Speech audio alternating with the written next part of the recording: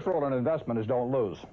And the second rule in investment is don't forget the first rule, and that's all the rules there are. I mean, if you buy things for far below what they're worth and you buy a group of them, you basically don't lose money. Warren, what do you consider the most important quality for an investment manager?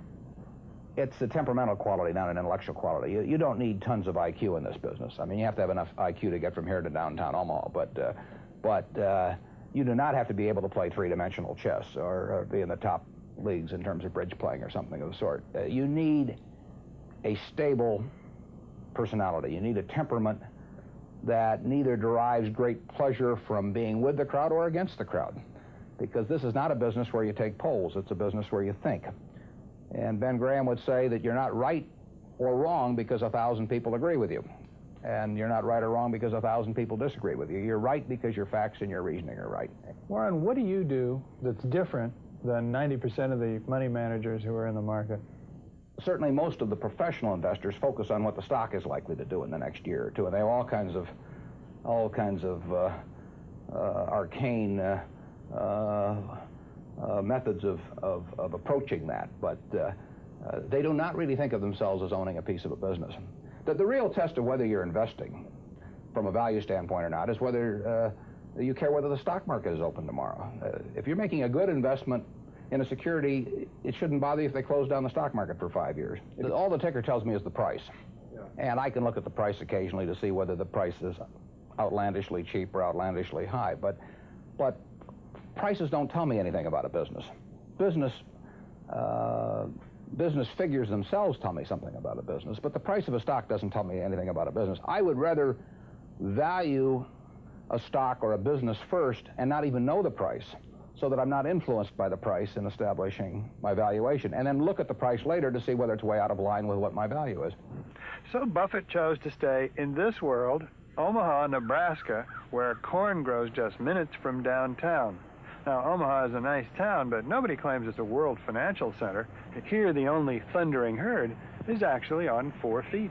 Don't you find Omaha a little bit off the beaten track for the investment world? Well, believe it or not, we get mail here, and we get periodicals, and we get all the facts needed to make decisions. And unlike Wall Street, you'll notice we don't have 50 people coming up and whispering in our ear that we should be doing this or that this afternoon. You appreciate the lack of stimulation here? I like the lack of stimulation. We get facts, not stimulation here. How can you stay away from Wall Street? Well, if I were on Wall Street, I'd probably be a lot poorer. You get overstimulated in Wall Street, and you hear lots of things, and you may shorten your focus, and a short focus is not conducive to long profits. And here I can just focus on what businesses are worth, and I don't need to be in Washington to figure out what the Washington Post newspaper is worth, and I don't need to be in New York to figure out what some other company is worth. It's an intellectual process. Well, and the less static there is in that intellectual process, really the better off you are. What is the intellectual process? The intellectual process is defining your area of competence in valuing businesses, and then within that area of competence, finding whatever sells at the cheapest price in relation to value. And there are all kinds of things I'm not competent to value, but there are a few that I am competent to value. Have you ever bought a technology company? No, I really haven't. In 30 years of investing, not one? I haven't understood any of them. So you haven't ever owned, for example, IBM? Never owned IBM. Marvelous company. I mean, a sensational company, but I haven't owned IBM. And so here is this technological revolution going on, and you're not going to be a participant. Gone right past me. Is that all right with you? It's okay with me. I don't have to make money in every game. I mean, I don't know what cocoa beans are going to do.